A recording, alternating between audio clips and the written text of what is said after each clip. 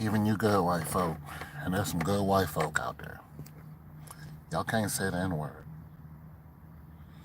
Some of y'all grew up in the hood.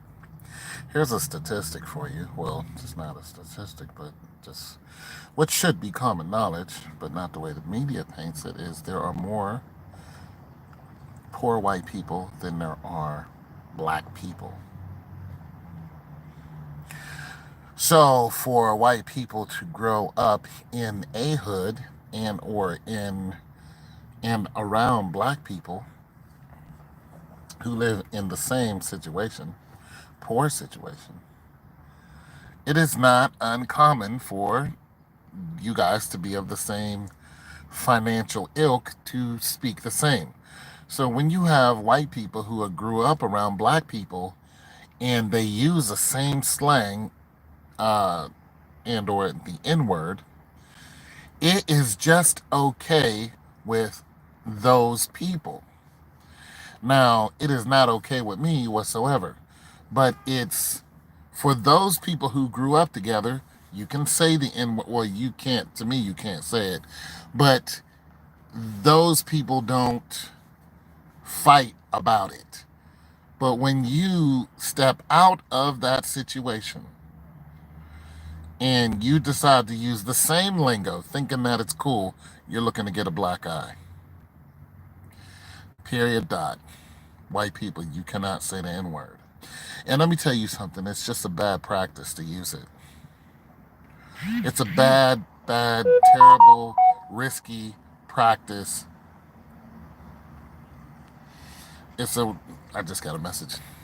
It's a terrible and risky practice for anyone who's outside of the African American race to even use it. And like I said before, even African Americans who say it to each other, sometimes it is a derogatory statement.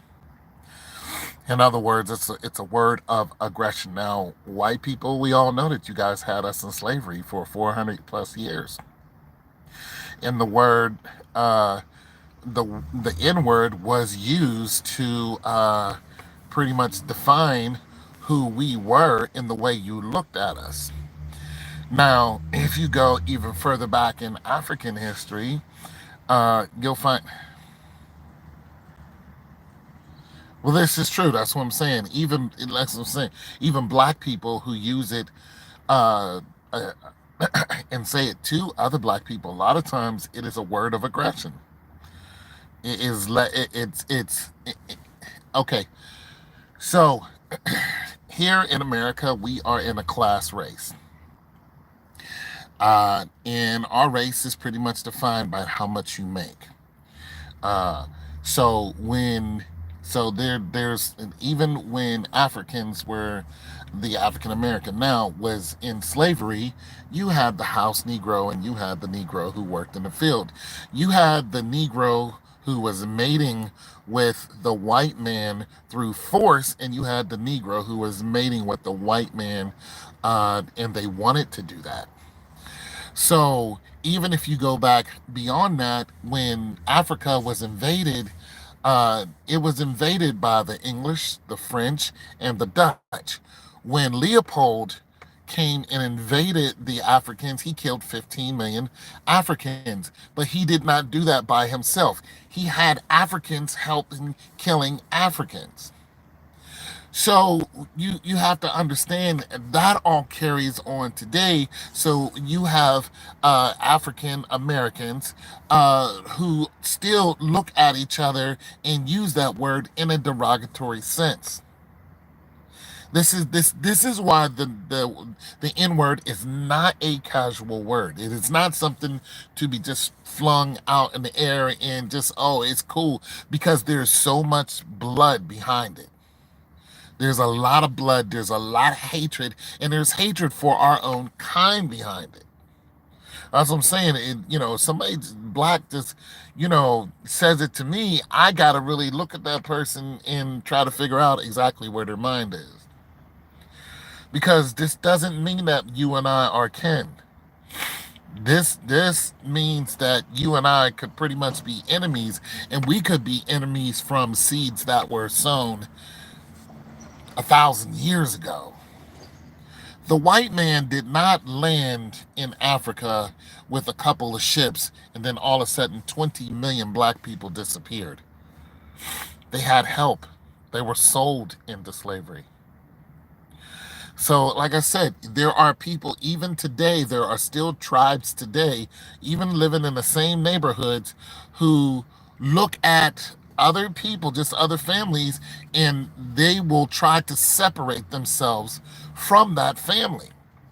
And they'll say, well, you're black. And they're just as black as you are. They're in the same poor situation you are. You'll go, ooh, you're black. And they'll go, ooh, you are this and you're that. And they're in the same situation.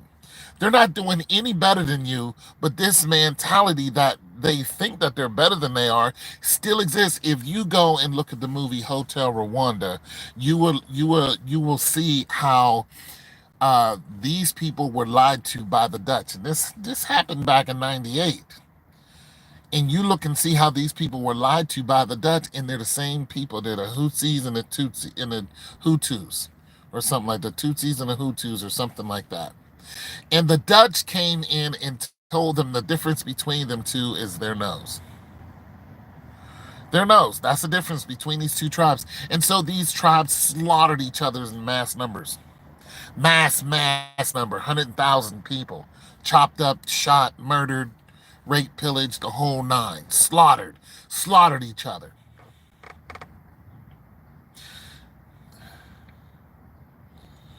Yeah, because of their nose. That's what the Dutch told them. And then the Dutch fed them weapons so they can slaughter each other.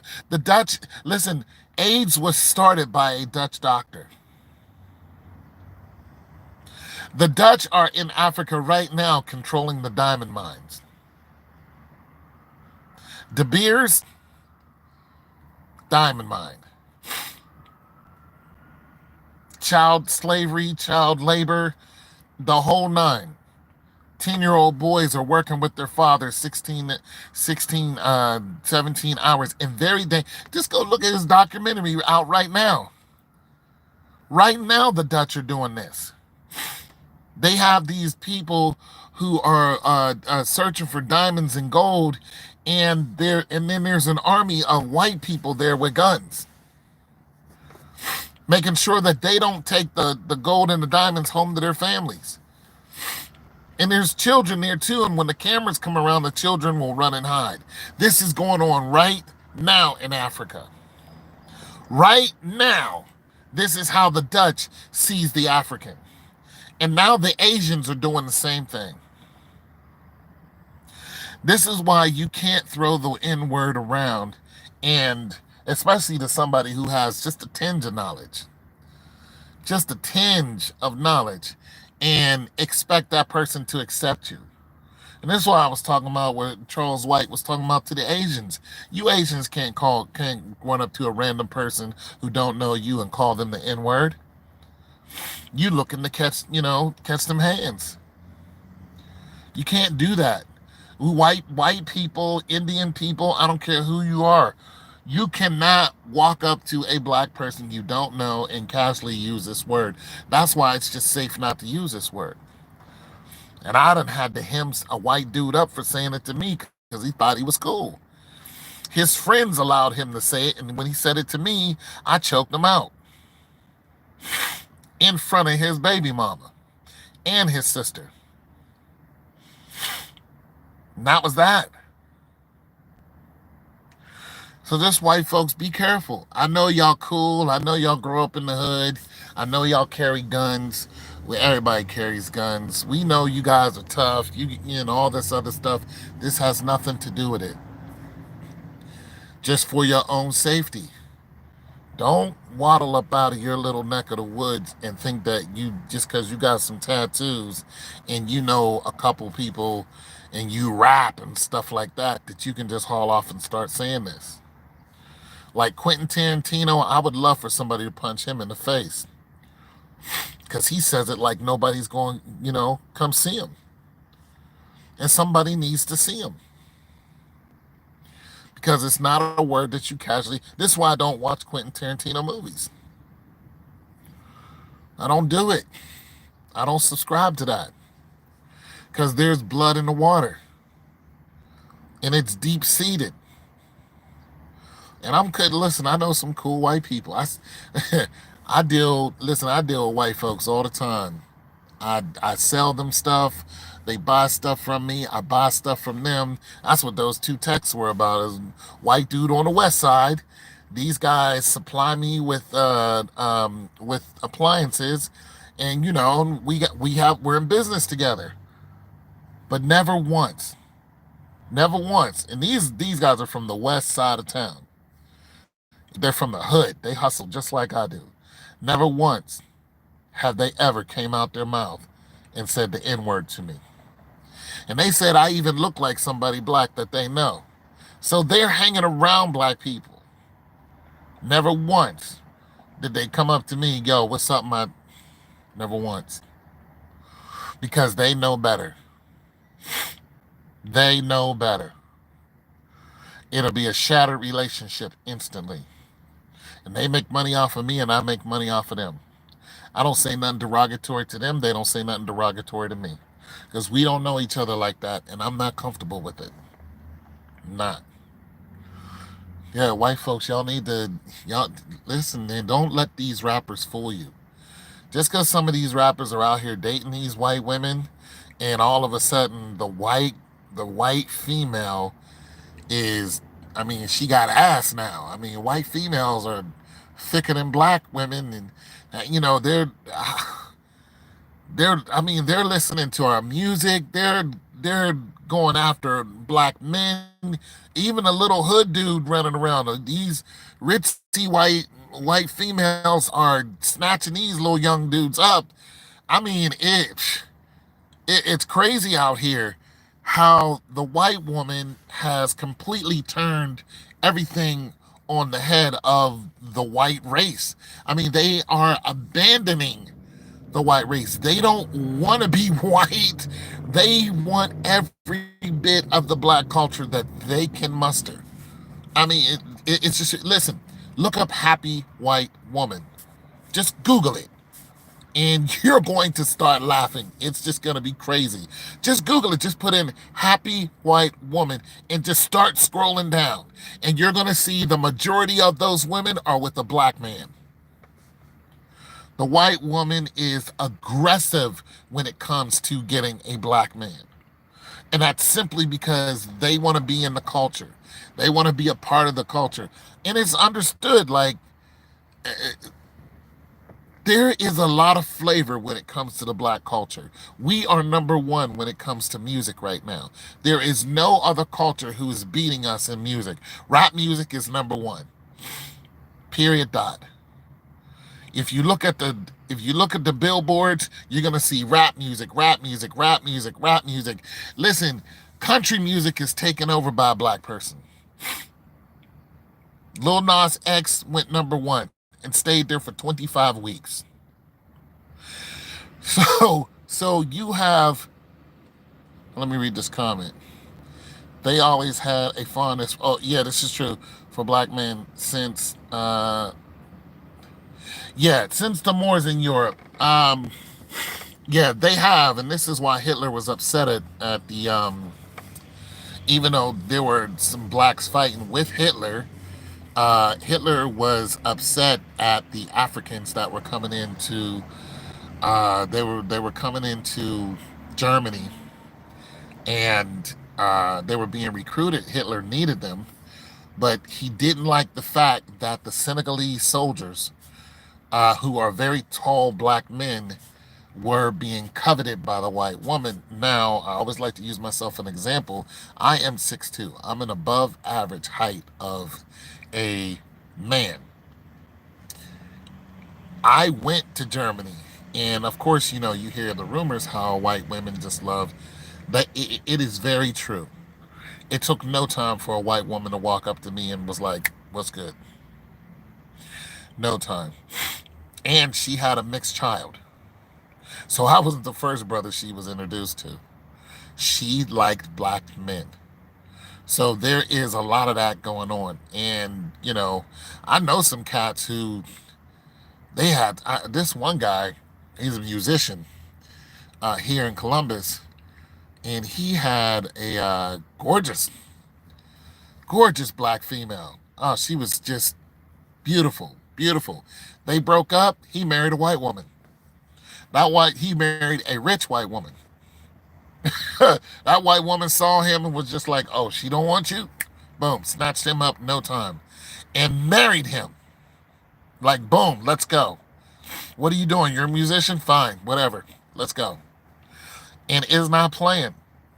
So I'm saying just because our cultures are well mixed now, I mean, it's just ridiculous.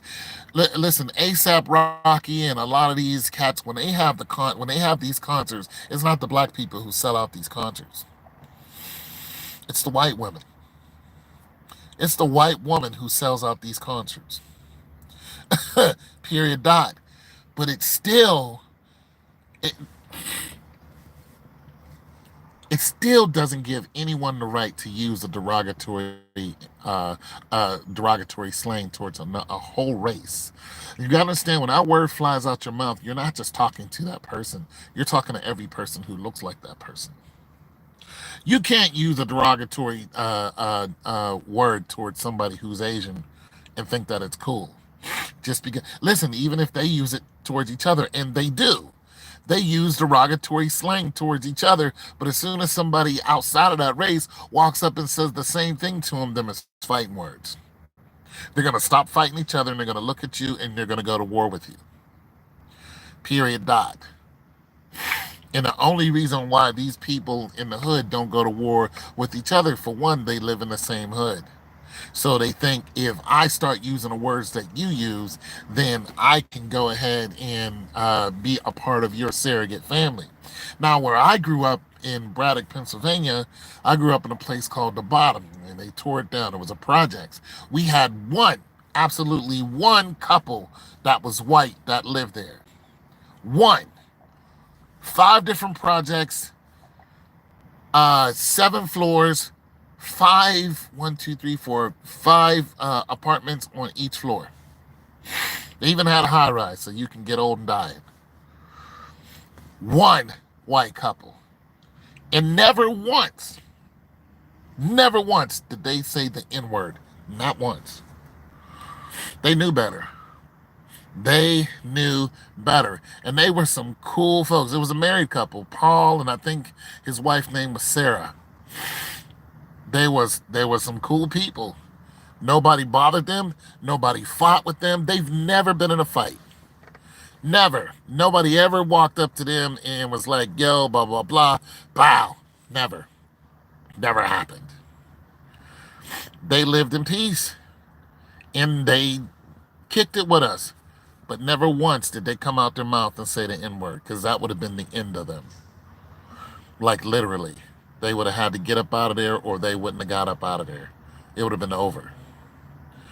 So I'm saying, white folks, look, you can be cool with us, but don't use the N word.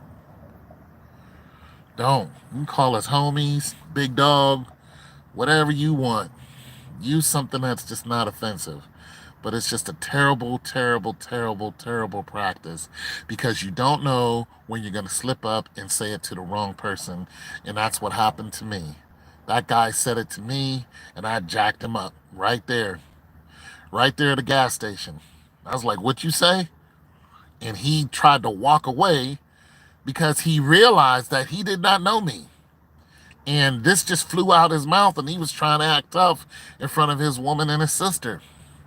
It was just a bad idea. And he got embarrassed in front of his woman and his sister trying to act tough. You know, he did not have the skills to beat me in a fight. And if people didn't have help dragging me off of him, then, he could have got it real bad. He would have been real hurt. So, he got embarrassed and he got put in line. Do not say the N word. And, the people that I worked with who'd never seen me upset, they heard about the incident. And, when I went back into the office, the one guy who would get smart with me a little bit, he was like, hey, Anthony, listen. He was talking to me like that. Hey, Anthony, listen, I heard what happened. And I just want to say I'm sorry. and you're okay with us. You can come back to work. Everything's cool here, man. You don't.